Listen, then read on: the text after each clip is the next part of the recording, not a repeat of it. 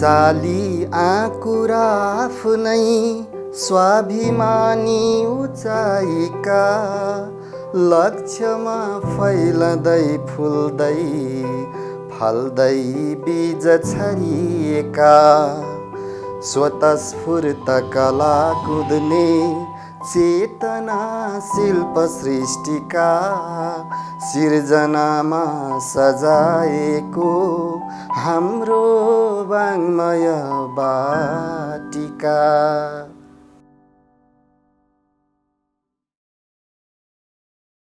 नमस्कार दर्शकवृन्द, हरेक स्रष्टाभित्र द्रष्टा व्यक्तित्व पनि सँगसँगै रहेको हुन्छ। जीवन जगतका दृश्यावली र घटनाक्रम देख्ने सर्वसाधारणका हेराइभन्दा सूक्ष्म र गहन दृष्टिले विवेचना गर्न सक्ने फरक द्रष्टाचेतकै कारण व्यक्ति स्रष्टा बनेको। संसारभित्रै रहेर पनि आफ्ना उर्वर अन्तर्दृष्टि, चिन्तन मनन र क्रियाकलापलाई आफ्नै अन्तर्लोकबाट थप सञ्चालित गरी सार्वजनिक हितका लागि अभ्यस्त रहने कवि, कलाकार, लेखक, दार्शनिक, चिन्तक, अन्वेषक, अनुसन्धाता, वैज्ञानिक, आविष्कारक लगायत विभिन्न क्षेत्रका प्रतिभाहरू आफूभित्रका यिनै स्रष्टा र द्रष्टाका सहाराले समाज, राष्ट्र र विश्व स्तरमा आफ्ना विशेष योगदान दिन समर्थ देखिन्छन्। यहीँनेर जब द्रष्टा स्रष्टामा हुन सक्ने भावुकताबाट माथि उठी द्रष्टाकै तहमा तटस्थ रही कृतिका गुण दोषमा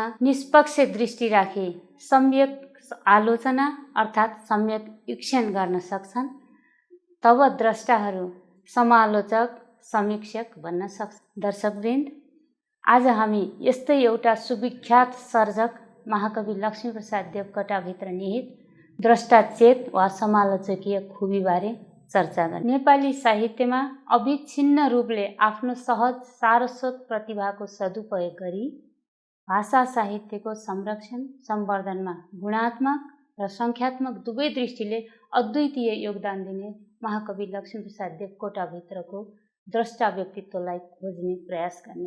देवकोटा नेपाली साहित्यमा सबैजसो विधामा सृजनशील रही कविता काव्यलाई उत्कर्ष प्रदान गरी महाकवि मात्र नभई साहित्य मार्फत भाषा, भाव, लय चेतना, कला सौन्दर्य, राष्ट्रियता र मानवतावादको सन्देश दिने सिङ्गै युगका रूपमा देखा परेका प्रतिभा सागर हुन्। सागरको अवलोकन गर्नेले त्यहाँको व्याप्ति, अपारता, उत्तप्त ताल तरङ्गहरू र विविधताको सङ्गमलाई प्रत्यक्ष रूपमा, असङ्ख्य गुण एवं उदात्ततालाई परोक्ष रूपमा देख्ने प्रयास गर्दा गर्दै पनि दृष्टि वा अनुमानबाट ओझेल परेका र द्रष्टाले आकलन गर्न भ्याउ नपाएका कैयौँ कुरा देवकोटेली प्रतिभाभित्र खोजी हुन बाँकी नै छ।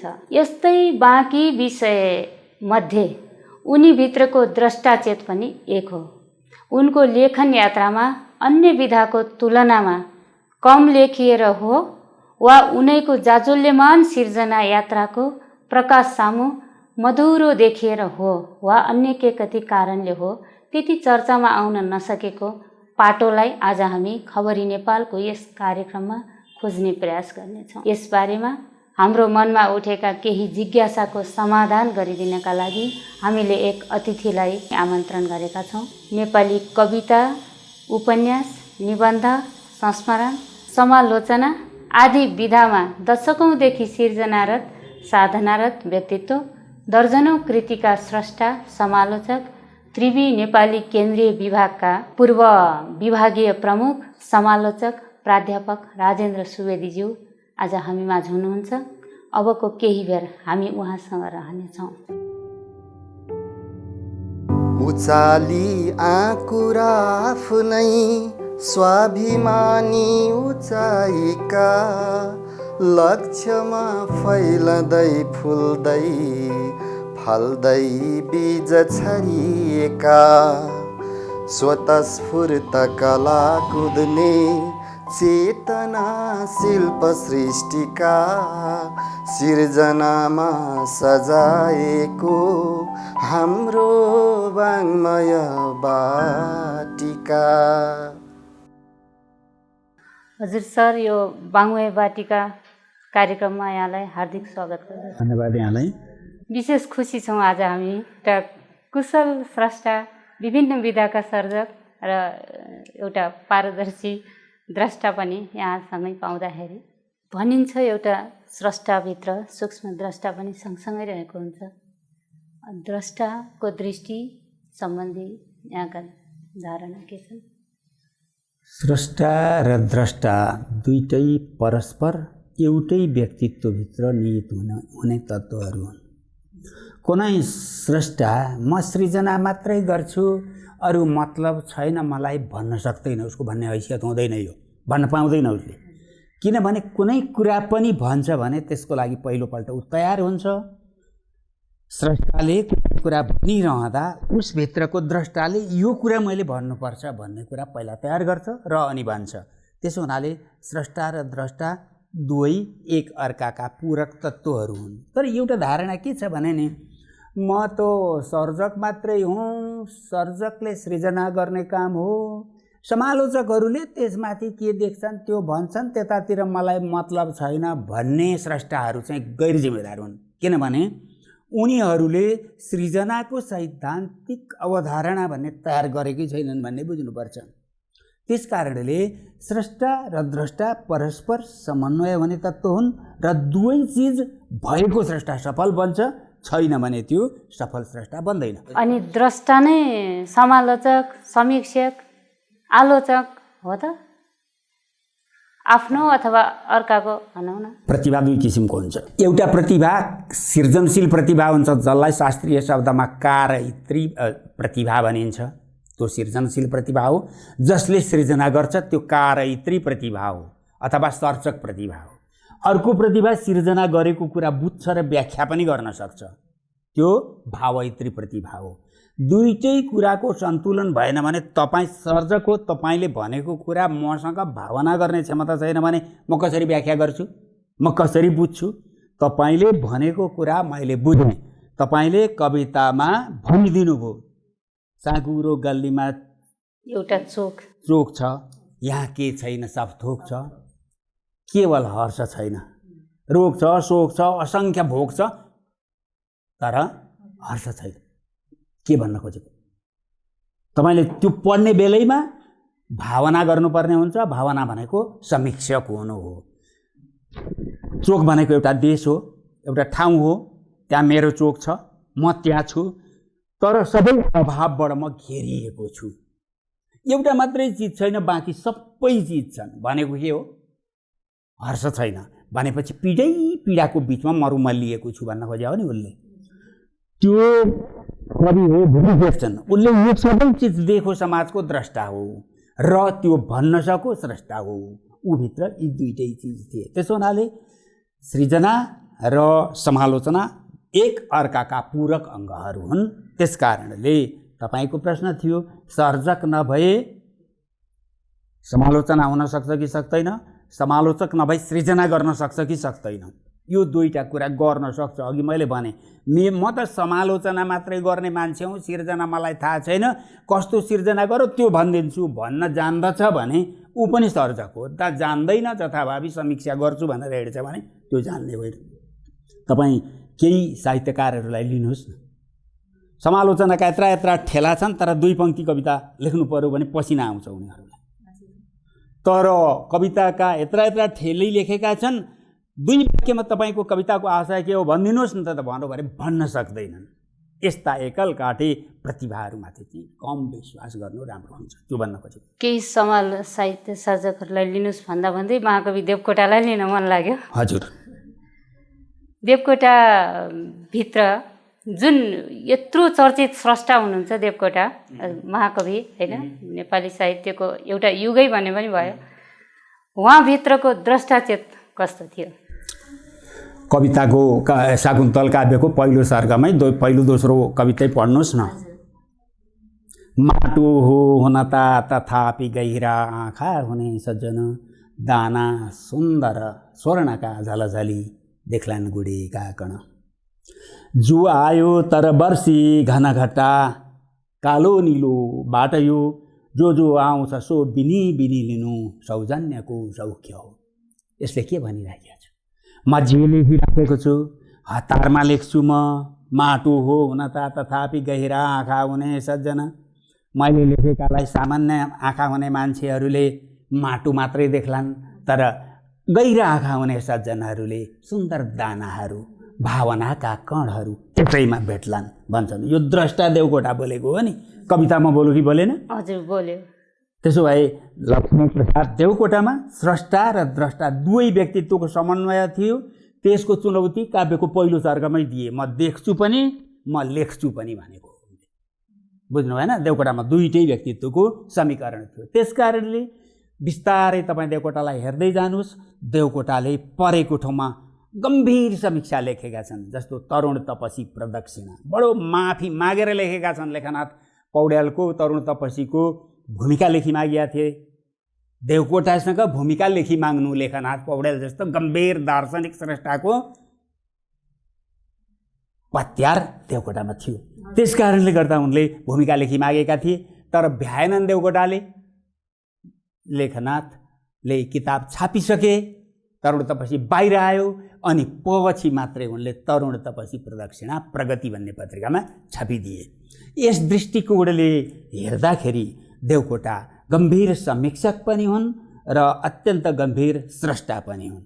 सफल स्रष्टा नै सफल द्रष्टा बन्छ र सफल स्रष्टा द्रष्टा भएपछि मात्रै बन्छ।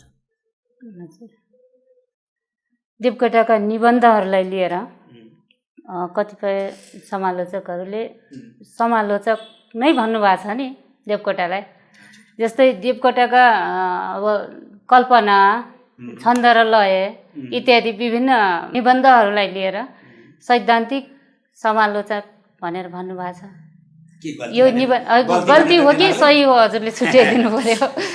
एकदम सही कुरा गरे उनीहरूले, जसले लक्ष्मीप्रसाद देवकोटाका निबन्धलाई गम्भीरतापूर्वक पढे र उनीहरूले मात्रै हैसियत साथ यो कुरा भन्न सके। हजुर, अन्यथा भन्न सक्दैनन्। देवकोटा के छन् भनेदेखि एउटा चिज छ देवकोटामा, देवकोटा लहडी हुन्। कुनै पनि वस्तु विषयवस्तु पाए भने त्यो वस्तुलाई निजीकरण गर्छन्, स्वायत्तीकरण गर्छन्, आफ्नो बनाउँछन्। त्यो वस्तुलाई वस्तुकै ठाउँमा रहन दिँदैनन्, भावनामा ल्याएर घोलिदिन्छन् उनले। छन्द के हो र लय के हो? जसले मान्छेको हृदयलाई छुन्छ त्यो छन्द वा लय हो उनी भन्छन्। तर यसको सैद्धान्तिक पाटो छ नि त, दोस्रोपल्ट मात्रै चर्चा गर्छन् उनी। यदि पहिलो पाटो थियो उनको मान्छेका हृदयमा आएर तरङ्ग जन्माइदिन्छ लयले मात्रै भनेर छोडेको भए पनि असत्य चाहिँ हुने थिएन, त्यो चाहिँ हो। तर त्यसबाहेक छन्दका प्रकारको कुरा गर्छन्, छन्दका कोटिको कुरा गर्छन्, छन्दको शास्त्रीयताको कुरा गर्छन्, छन्दको जनजीवनको कुरा गर्छन्। त्यो ठाउँ चाहिँ लक्ष्मीप्रसाद देवकोटाको सैद्धान्तिक अध्येताको स्थान हो। सैद्धान्तिक अध्येता देवकोटाले आफ्ना भावनात्मक निबन्धहरूमा सिद्धान्त स्थापना गर्न प्रयत्न गरेका छन्। छन्द र लय, कला, कल्पना यस्ता निबन्धहरू विशुद्ध सैद्धान्तिक निबन्धहरू हुन् र ती निबन्धहरूलाई बढी निजात्मक भावमा सिद्धान्तलाई घोल्न प्रयत्न गरिएको छ। अनि देवकोटालाई यहाँबाट झिकिदिएपछि फेरि देवकोटा बाँकी पनि रहन्छन्। विशुद्ध निजात्मक निबन्ध लेखिरहेका छन् जस्तो लाग्छ तपाईँलाई। के नेपाल सानो छमा त्यहाँ पनि द्रष्टा छन्, त्यहाँका द्रष्टा अत्यन्त प्रखर द्रष्टा छन् र 7वटा पुस्तक रेफरेन्स पढेपछि मात्रै खुल्छ। यहाँ स्यान्डो भारी बोक्तो हो, जाउनुहुन्छ है, लाएको देख्नु भएको छ। अफ्रिकाको एकजना कुस्तीवाजको नाम हो स्यान्डो। उसको ट्रेडमार्कले गर्दा अहिलेसम्म पनि स्यान्डो भयो त्यो गन्जी। कालिदास कोदालो खन्दो हो। कालिदास प्राकृतिक जीवनको मान्छे, कोदालोसँग जोडे उनले। यहाँ द्रष्टा छ, हेर्नुहोस्, प्रकृतिसँगको। ऊ खेलकुदको मान्छे हो, त्यस कारणले गन्जीसँग जोडे उनले। गर्मी देशको मान्छे के बकुलाएर कुस्ती खेल्छ त? नाउँ उसको स्यान्डो थियो, उसले लगाइदिया हुनाले स्यान्डो नाउँ। जर्मनको सङ्गीत मोजार्ट भन्ने सङ्गीतको प्रणेता हो वाग्नर भनेको। त्यो वाग्नर नेपालमा पनि छ, किनभने गाउन पायो भने, सङ्गीतका महाविद्यालय पायो भने वाग्नर जस्तो सङ्गीतज्ञ यहाँ पनि छ। तर बिचरा त्यो अवसर पाउँदैन, अनि के गर्छ ऊ? दाउराको भारी बोक्छ। यहाँको कला, यहाँको संस्कृति, यहाँको वीरता, यहाँको प्राज्ञिक चेतना जम्मै वाह्यात्मा गएको छ। त्यस बेर देवकोटाले देखेका थिए 2002 सालभन्दा अगाडि। कति सुध्रियो अहिले आएर हेर्नुहोस् त। अहिलेका सत्ताले वाग्नरलाई अहिले सङ्गीतज्ञ हुन दिएको छ कि फेरि पनि भारी पकाउँदैछ अहिलेसम्म पनि। 75 वर्ष पछाडि म समीक्षा गरिराखेका छु त्यो निबन्धको, लेखिएको 75 वर्ष पछाडि फेरि पनि त्यति दूरदर्शी दृष्टि राख्ने देवकोटाको दृष्टिकोणलाई, त्यो द्रष्टा देवकोटालाई अहिलेका शासक सत्ताहरूले पनि बुझेका छैन।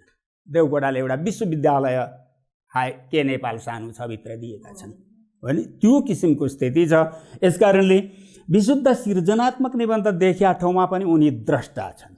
मान्छे जादुमा जानुहोस् त, अथवा तपाईँ चाहिँ धूम्रपानको क्षमा प्रार्थनामा जानुहोस्। धूम्रपानको जुन पानको शैली छ त्यसले धूम्रपान गरी माग्नेसँग क्षमा प्रार्थना गर्छ अरे। ए बाबु खान्न भन्छौ, खाइदेऊ न खाइदेऊ, माफ गर त, मलाई खाइदेऊ त भन्छ अरे उसले। त्यसो भन्ने बित्तिकै धूम्रपानको त्यो धुवाले त्यसो भन्ने बित्तिकै धूम्रपानकर्ताका जिब्राका कणिकामा पानी आउन थाल्छ अरे।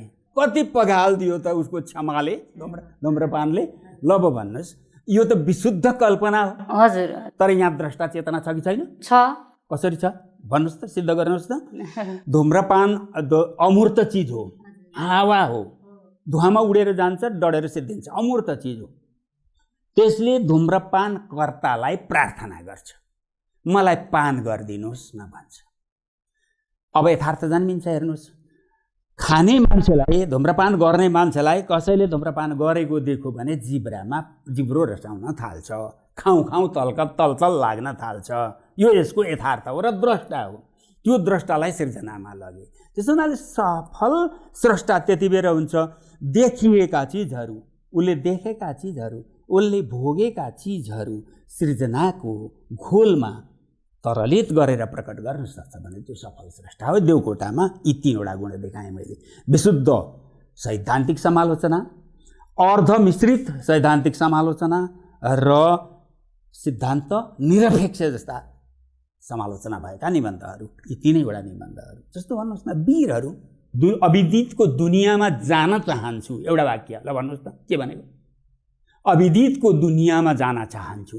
जे बाहिर देखियो संसारमा त्यो त बोध गरिसक्यौँ हामीले। त्योभन्दा बाहेक पनि छ भन्ने कुरा देख न तिमी भनेको। अविदित भनेको अहिलेसम्म आविष्कार नभएको चिज पनि त छ नि संसारमा, त्यो पनि त देख्नु पर्यो नि हामीले। म चाहिँ त्यस्तो मान्छे हुँ, त्यो अविदितको दुनियाँसम्म पनि यात्रा गर्न चाहन्छु। तिमी अड्किन्छौ, कहाँ अड्किन्छौ भने विदितको दुनियाँ सिद्धिसकेपछि, जाने बुझेको दुनियाँ सिद्धिसकेपछि तिम्रा पाइला बन्द हुन्छन्। त्यहाँदेखि पछि मात्रै मेरो यात्रा सुरु हुन्छ भनेपछि त म अझ दूरद्रष्टा हुँ म भन्ने भनाइ हो कि नि। यस किसिमले तपाईँ प्रत्येक वाक्यलाई तपाईँ एक आर्टिकल, एक समालोचनाको सिद्धान्तभित्र राखेर हेर्न सक्नुहुन्छ। त्यति सशक्त द्रष्टा निबन्धकार देवकोटा। यो सैद्धान्तिक समालोचनाहरू जुन स्थापना गर्न खोज्नुभयो नि उहाँले, त्यसबाट एउटा स्रष्टालाई पनि, पाठकलाई पनि, समालोचकलाई पनि, सबैलाई यस्तो किसिमको सूक्ष्मता अपनाऊ अथवा अविदित, अघि सरले भने जस्तै अविदितको दुनियाँमा जाऊ भन्ने एउटा सन्देश त छ नि, होइन? छ, एकदम। यस्तो देवकोटाले के गरे भनेदेखि देवकोटाले एउटा अवसर पनि पाए र अवसर पनि गुमाए। पाए यस मानेमा किनभने बाँझो दुनियाँ थियो नेपाली साहित्यको दुनियाँ त्यति बेर। त्यसबेर जति गर्थे त्यो, जति गरे उनले त्यो सशक्त भएर स्थापित भयो। तर गुमाए भने मैले उनको कालखण्डमा देवकोटालाई बुझ्ने पाठकै थिएन। त्यस कारणले आफैलाई आफूले गुमाए उनले। के हुन्छ भने जुन पात्रमा जे चिज थाप्नुपर्ने हो त्यो देवकोटामा भएको पात्रतामा दिने बुभिक्षा कसैसँग थिएन भनेको मतलब पाठकहरू उपयुक्त थिएनन्। त्यसै कारणले उनलाई चाहिँ देवकोटाको जन्म जोग्राफिकल मिस्टेक भनिएको हो। देवकोटाको चिन्तन आज म व्याख्या गर्दैछु, आजका लागि ठिक हुँदैछ। 1 शताब्दी भन्नुहोस् न। शङ्कर लामिछाने 21औं शताब्दीको निबन्धकार हो, लेखो उस्बेर। त्यसो हुनाले कहिलेकाहीँ के हुन्छ भने यस अर्थमा पनि स्रष्टा द्रष्टा हो भनिएको, ऊ शताब्दीौँ पछिको युगलाई देखिराखेको हुन्छ। एउटा उक्ति आयो मलाई, कवि माघले 8औं शताब्दीमा भनेका थिए, देवकोटासँग मिल्छ। 8औं शताब्दीबाट 20औं शताब्दी भने त 1200 वर्ष होइन, 1200 वर्षको अन्तरालमा आएर हामी अध्ययन गर्छौँ। त्यो पंक्ति कस्तो छ भने, क्षणे क्षणे यन्नवतामुपैति तदेव रूपम रमणीयताया। त्यही चिज पढ्दा अहिले पढो भने पनि नयाँ अनुभव हुन्छ, 100 वर्ष पछाडि पढो भने अझ नयाँ अनुभव हुन्छ, अझ 1000 वर्ष पछाडि पढो भने झन् नयाँ अनुभव हुन्छ। जीवनलाई त्यसले नजिकबाट पक्रिराखेको हुन्छ भन्छ माघले नि। सशक्त द्रष्टा हो, समालोचक कहिल्यै भएन। यद्यपि समालोचक हो, राजशेखर समालोचक हो, उसलाई तर कविताबाट चिन्छौँ हामी। सशक्त स्रष्टा द्रष्टा भन्दा लामो आयु बाँच्छ सशक्त स्रष्टा, याद गर्नुहोस् तपाईँ। त्यस कारणले देवकोटाले कवि हुने धुनमा निबन्ध छ। त्यो निबन्धमा के भनेका छन् भनेदेखि, पानी बग्दै जान्छ, खोलामा भुमरी पर्छ, ठोकिएर बेग ढुङ्गामा भुमरी पर्छ। एउटा भुमरी परिसक्छ, बग्छ, अर्को भुमरी परिसक्छ, बग्छ, कुन चाहिँ नयाँ हो? सोध्छन् उनी। प्रत्येक नयाँ हुन्, कुनै पनि पुरानो होइन। स्रष्टा त्यो गतिवान हुन्छ नदी जस्तो, र उसले प्रत्येक सृजनाका भुमरीहरू रच्छ। त्यसमा एकपल्ट पाठकको दिमाग चक्कर आउँछ, त्यो सिद्धिन्छ, फेरि अर्को भुमरी आउँछ, फेरि चक्कर आउँछ पाठकको दिमाग, र पाठक अत्यन्त बाठो हुनुपर्छ। यो त्यस सन्दर्भमा भनेको थियो, त्यो गइसक्यो, अब यो सन्दर्भमा पनि यो अर्थिन्छ भन्न सक्ने हुनुपर्छ पाठक। त्यसो हुनाले सहृदय तीव्र चेतना भएको, भावकमा भावैपुरी प्रतिभा हुन्छ। यो राजशेखरको भनाइ हो, मेरो होइन, 7औं शताब्दीको। र त्यसले मात्रै सशक्त सृजना गर्न सक्छ। यो भनाइ देवकोटाको अत्यन्त शक्तिशाली भनाइ छ। कवि हुने धुनमा निबन्ध उनको सैद्धान्तिक नै होइन जस्तो लाग्यो शीर्षक सुन्दा, तर सशक्त सैद्धान्तिक निबन्ध चाहिँ त्यो हो, फेरि छन्द र लय भन्दा पनि बढी। हजुर,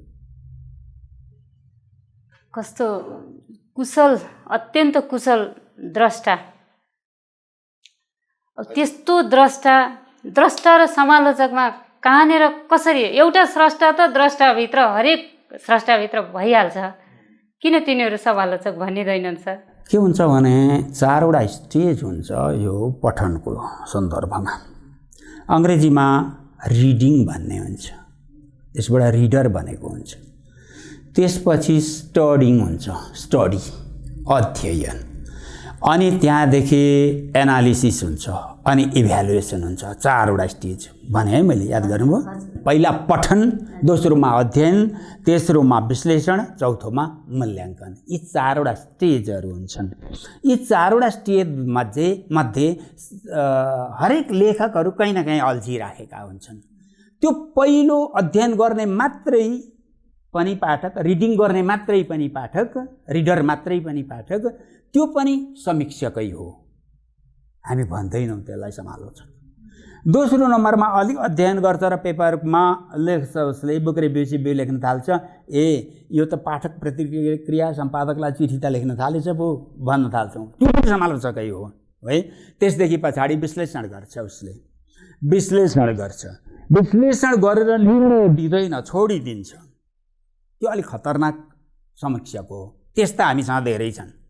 त्यस्तो तेस्रो स्तरका, जस्तो क्लासमा जाने विद्यार्थीलाई एउटा कविताको विश्लेषण टन्न गरिदिने, निष्कर्ष चाहिँ के हो भन्नै नसक्ने, यस्ता धेरै टिचर हामीले भेटेका छौँ। अन्त्यमा संश्लेषण पनि गर्न जान्ने हुनुपर्छ। त्यो संश्लेषण गर्न जान्ने समालोचकले कृति काट्दैखेरि, कृति पढ्न थाल्दैखेरि यहाँ यसको निष्कर्ष छ, यहाँ विषयवस्तुको स्थापना छ, यहाँ वर्गको उपस्थिति छ, यहाँ पात्रको जेन्डरको डिस्क्रिमिनेसन छ कि छैन, सारा चिज उसले हेरिसकेको हुन्छ र अनि अन्त्यमा संश्लेषण गरेर पनि तपाईँलाई जिम्मा दिन्छ। सत्यनारायणको उक्ति पढ्या छ, तोदीयम वस्तु गोविन्द तुभ्यमेव समर्पये। भक्तले के भन्छ अरे भने सत्यनारायणको पूजा लाका दिन यो वस्तु मैले तपाईँकै वस्तु हो भनेको फल फुल अमृत समृत के थियो, पुष्प पराग चन्दन सबै तपाईँले सिर्जना गरेको थियो। तोदीयम वस्तु हे गोविन्द यो तपाईँकै वस्तु हो, ल्याएर यसो पकाएँ ओरेँ साँधेँ धोएँ अनि खेरि खतरा खुत्रुको आफ्नो काम गरेँ, धेरै मेरो मेहनत छैन, तपाईँलाई नै समर्पण गरेँ भन्छ अरे। त्यस्तै हो समालोचक भनेको। याद गर्नुहोस् तपाईँ, समालोचक सही समालोचक कस्तो हो भने एउटा सही स्रष्टाले सृजना गरेको कृतिलाई लिएर आउँछ, टेबलमा राख्छ, बस्छ, पढ्छ, चिरफार गर्छ र अन्त्यमा संश्लेषण गरेर तपाईँको कृति यस्तै भयो है भनेर फिर्ता दिन्छ। कसलाई? पाठकलाई। एकदम राम्रो सुक्ति छ त्यो, तुदीयम वस्तु गोविन्द तुभ्यमेव समर्पये। सत्यनारायणमा छ। यो फिट गर्न चाहिँ जान्नुपर्छ। यो समालोचक छुचो हुन्छ यस मानेमा चाहिँ। अहिलेको सन्दर्भमा मेरो छुचो व्यक्तित्व बोल्दैछ। यो सन्दर्भमा मलाई के लाग्छ भने तेस्रो तहसम्म अघि मैले भने त्यो रिडिङ, स्टडिङ र एनालिटिकल यो तीनवटा पोइन्टसम्म सबै जान सक्छन्, चौथो पोइन्टमा जान सक्दैनन्। चौथो पोइन्टमा जाँदाखेरि तपाईँले शास्त्र चाहिन्छ र शास्त्रले पुगेन भने शास्त्र स्थापना पनि गर्नुपर्छ। हाम्रो विनयजीको समालोचनामा त्यहाँभित्रका सिद्धान्तले पुगेन भने यो कुरा यही हो भनेर ठोकिदिनुहुन्छ उहाँ। अब होइन भन्न कुनै माइको लाला आयो भने उसले पनि टाउको ठोकेर पढ्नुपर्छ, होइन भने हो भनेर जानुपर्छ। त्यो स्थापित हुन्छ त्यो विषयवस्तु। त्यसो हुनाले स्रष्टा शास्त्रकार, द्रष्टा अन्त्यमा शास्त्रकार हुन सक्नुपर्छ। होइन भने गाइड लेखक साह्रै धेरै छन्, गाइड पढाएर जागिर खाने समालोचकहरू साह्रै धेरै छन्, अनि गाइड छापेर समालोचक भएर पुरस्कार थाप्नेहरू साह्रै धेरै छन्।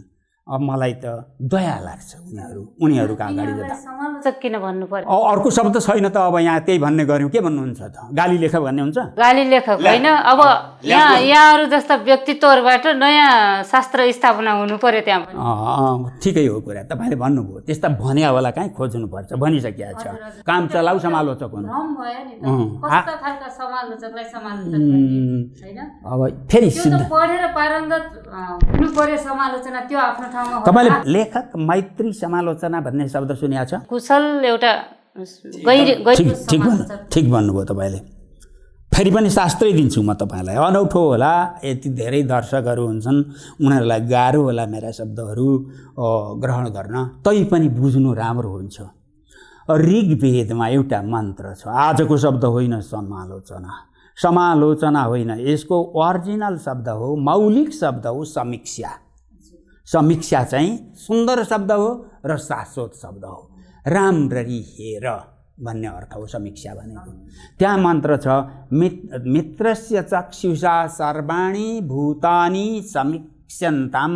अर्थ दिन्छु म, सबै प्राणी जगतलाई तपाईँ मित्रकै आँखाले हेर है भनेको छ। कति सुन्दर छ भन्नुहोस् त। संसारमा कसैलाई शत्रुका आँखाले नहेर तिमी मित्रका आँखाले हेर।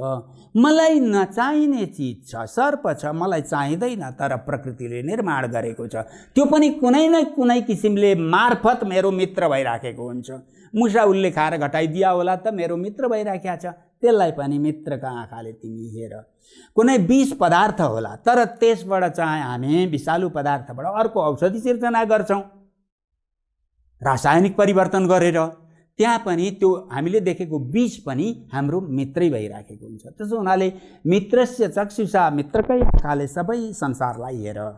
मित्रस्य चक्षुषा सर्वाणि भूतानि समीक्षे। म यसरी अरूलाई हेर्छु भने अरूले पनि मलाई त्यसरी नै हेरुन्। कसरी हेरुन्?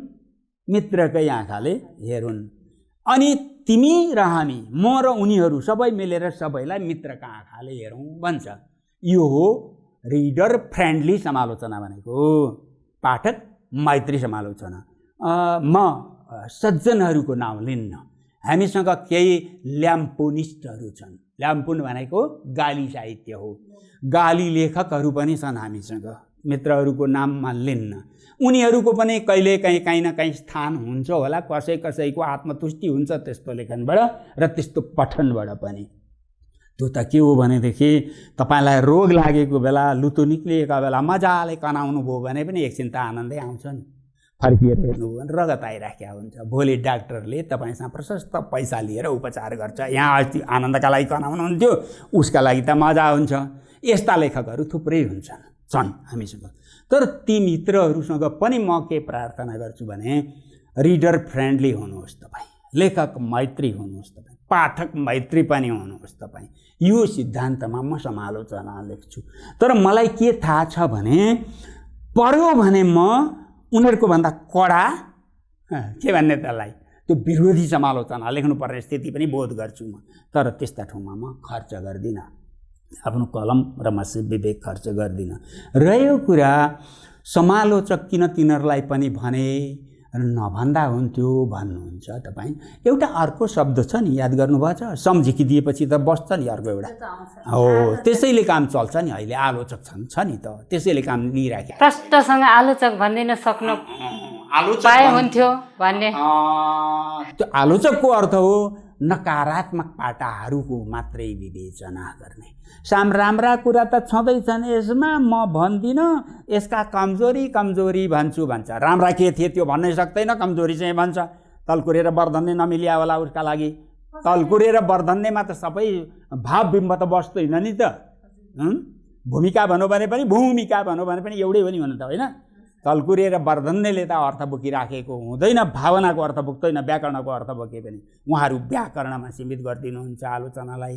उहाँ ह्रस्व र दीर्घमा, अनि उहाँ चाहिँ पुरुष र नारीमा। डाक्टर त्रिपाठीज्यू भन्नुहुन्छ उहाँ वस्तुभावको समालोचना, एनिमल फर्मको समालोचना भन्नुहुन्छ। वस्तुवादी समालोचकलाई नै आलोचक शब्दको बारेमा पनि स्पष्ट हुनुपर्छ। लोचकको अर्थ हो हेर्नु, आको अर्थ हो समग्र कोणबाट हेर्नु, आको अर्थ हो समग्रता, सम्पूर्णता, बाँकी नराखिकन। आलोचक भनेको बाँकी नराखिकन हेर्नु। यसले पनि गाली मात्रै गर्नु चाहिँ भन्दैन। यो त्यही त, यसले पनि के भन्छ भने यसका नकारात्मक कुरा छन् भने त्यो पनि भन, सकारात्मक कुरा छन् भने त्यो पनि भन भन्ने हो यस आलोचक शब्दको। त्यसो भए अघि भनेका व्यक्तित्वहरूलाई त यो शब्द पनि अलिक बढी भयो। त्यसो हुनाले ती मैले जोसँग माफ मागे ती मान्छेहरूका लागि त आलोचक शब्दले पनि पुग्दैन। त्यसो हुनाले त्यो अङ्ग्रेजीको ल्याम्पुन भन्ने एउटा शब्द छ, उहाँहरू त आक्षेप लेखक हुन् कि जस्तो अनुभव हुन्छ। गाली लेखक, ल्याम्पुनिस्ट भन्छन् यस्तोलाई, छ त्यहाँ पनि, शास्त्रीकरण गर्न सकिन्छ। नेपालीमा गाली साहित्य छँदैछ। त गाली साहित्यको समालोचना, गाली साहित्यको सृजना अनेक हुन्छ। यस्ता चिजहरू हुन्छन् जस्तो भन्नुहोस् न, गाई जात्रामा लेखिएका कविताहरू आक्षेप साहित्यहरू हुन्। पच्छ कुनै सन्दर्भमा, नपच्ने सन्दर्भमा पनि गाली साहित्य लेख्नेहरू छन्। उनीहरूका लागि चाहिँ आलोचक शब्द त्यति उपयुक्त हुँदैन। अब गुण र दोषका आधारमा समीक्षाको अहिलेका 4वटा स्टेजको कुरा गरेको छु मैले। मूल्याङ्कन, गुण र दोष। तपाईँले व्याकरणको पक्षमा के गुण दोष छ, भावको पक्षमा के गुण दोष छ, सामाजिक मर्यादाका सन्दर्भमा, जातिगत मर्यादाका सन्दर्भमा, होइन लैङ्गिक मर्यादाका सन्दर्भमा अनेक सन्दर्भहरू छन् नि, युग अनुसार बदलिरहन्छन् सन्दर्भहरू। ती सन्दर्भहरूमा नकारात्मक पक्ष कति छन् हटाइदिनुहोस्, सकारात्मक पक्ष बचाउनुहोस्। हरेक सन्दर्भका सकारात्मक शब्दहरू जोडेर लेखाको भाषा प्रयोग गरौँ है त। अल्या थाहा छ, अल्या अघिल्लोबाट ल्याएको, त्यो अघिल्ला सन्दर्भबाट ल्याएर जो प्लस गर्छौँ अन्त्यमा, निष्कर्ष प्लस भयो भने त्यो समालोचक हो, निष्कर्ष माइनस भयो भने त्यो, अहिले मैले उपयुक्त शब्द भेट्टाइनँ, अघि आलोचक भनेका थियौँ, आलोचक पनि त्यति पचेन, त्योभन्दा पनि तलको कोटीमा पर्छ। यदि नकारात्मक पक्ष चाहिँ अल्या निक्लियो भने अल्यामा सकारात्मक पक्ष निक्लिनुपर्छ। समालोचनामा सबै पर्फेक्ट हुँदैनन्, स्रष्टा पनि सबै पर्फेक्ट हुँदैनन्, माइनस पनि 0 हो भन्न त सकिँदैन। त्यस कारणले यो आलोचनाको सन्दर्भमा अलिकति यहाँ मात्रै होइन संसारमा बहस हुन्छ।